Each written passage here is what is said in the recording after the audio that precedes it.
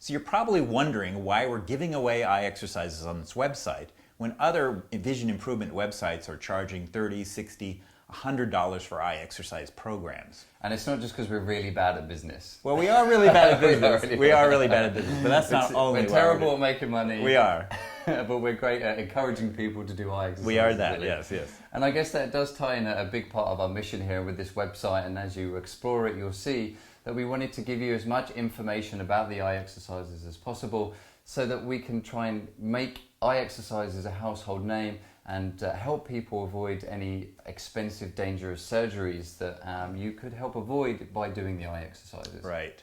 And we actually, throughout the website, you'll see we encourage you to go to your ophthalmologist, your optometrist, and get as much information about your condition as possible. However, there is a downside to that experience, right? There is. Yeah. I suppose a good example is, in fact, myself, when I first came across eye exercises and I read about, Bates and Dr. Mischneider, and I was like, great, eye exercises, I'm going to start doing them, I'm going to get rid of my glasses. And I went to the opticianist and I said, okay, this is the last time I'm going to be in today. It was for contacts.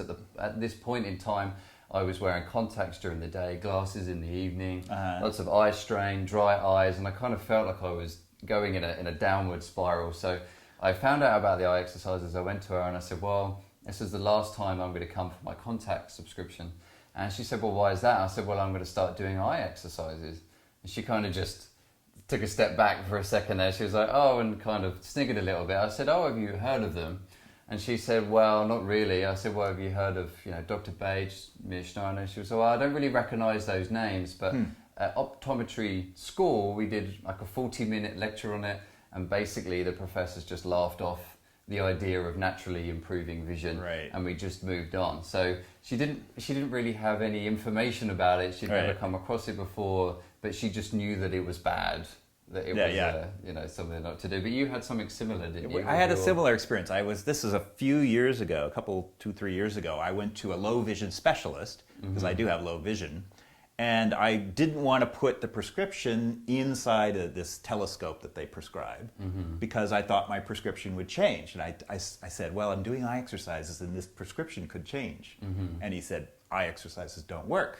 And I said, well, what's my current prescription? And he got out the prescription and I looked at, well, it was like 2.25, 2.5 at that point. And I said, well, I used to be 4.75. And he just sort of stood there and had nothing to say to me at that point. So he probably said that the previous doctor that you saw got it wrong. Right. Maybe he just didn't get it right. And of course, with myself, I actually never went and saw that optometrist again. And on my prescription, I now don't need glasses for looking at the distance, whereas before I was a plus 2.75, right. And now I'm just a 0. So you were a 4.75. I was a 4.75 many years ago now, and then went to a 2. Minus, right? Minus, correct, for myopia. And then a few years ago, I got it down to 2.5.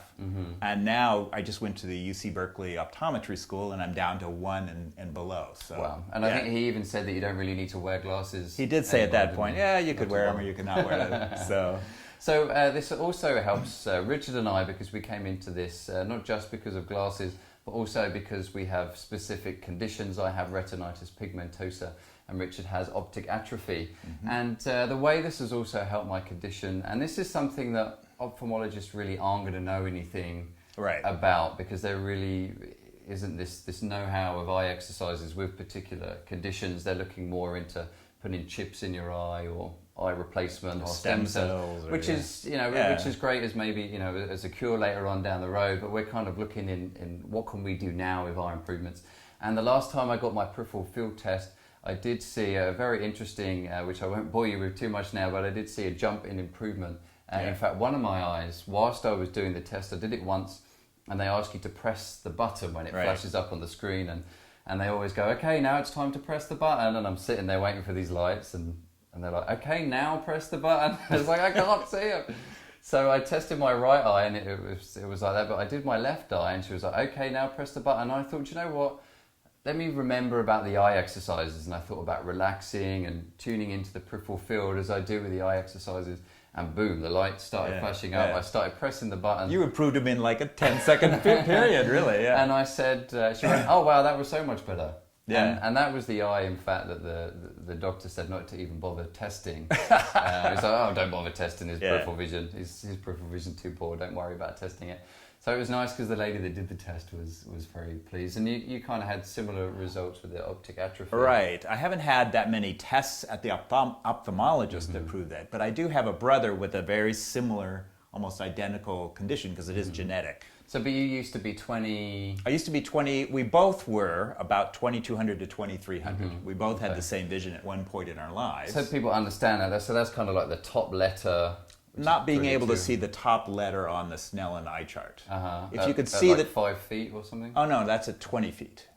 If you could see the top letter at the eye chart when you go to the optometrist, you're 2200. Okay. If you can't see it, then you're basically 2200. So you used to be 2200? Or above, yeah. Okay. So I used to be what's called legally blind. Okay.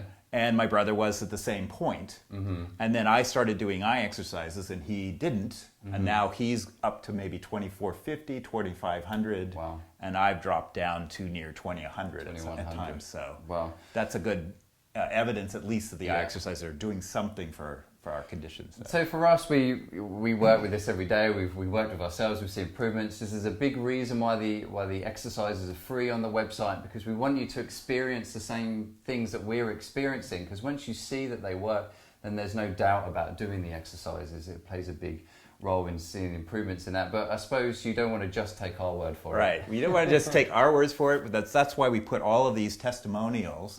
They're actually stories from people who tried out the eye exercises on the website and got results. And they spent time doing it.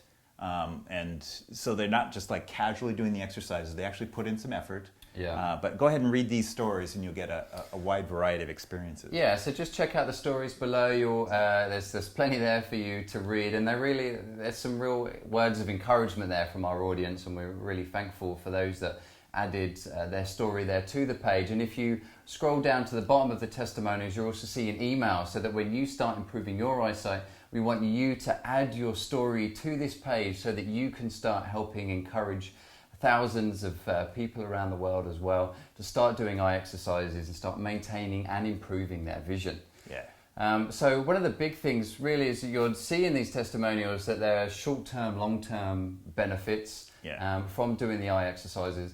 The big thing for us, those of you that are going to get those real long-term results, is you need to do the exercises consistently and over a good period of time for you to do the exercises. And we found... Yeah, we're admitting this isn't a 5 minute a day kind of thing. It's more than 5 minutes a day, and it's going to take more than 6 weeks. Yeah, not necessarily a magic pill for this, but you'll see in the testimonials that there are some people that do them for a couple of weeks and they do see the benefits. And then you'll also see those that are seeing the longer, more dramatic improvements, getting rid of their glasses, etc.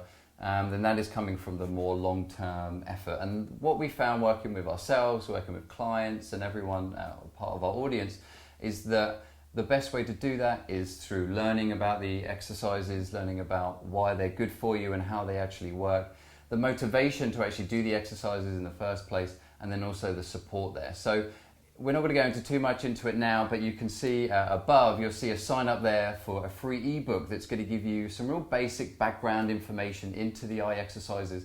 And when you sign up there, we'll also send you a coaching series and also a newsletter with lots of information there on keeping up with the eye exercises, and then any sort of new information that we have coming in, and also new testimonials and words of encouragement from our audience. So get busy with that now, and we look forward to seeing your name on this page sometime in the near future.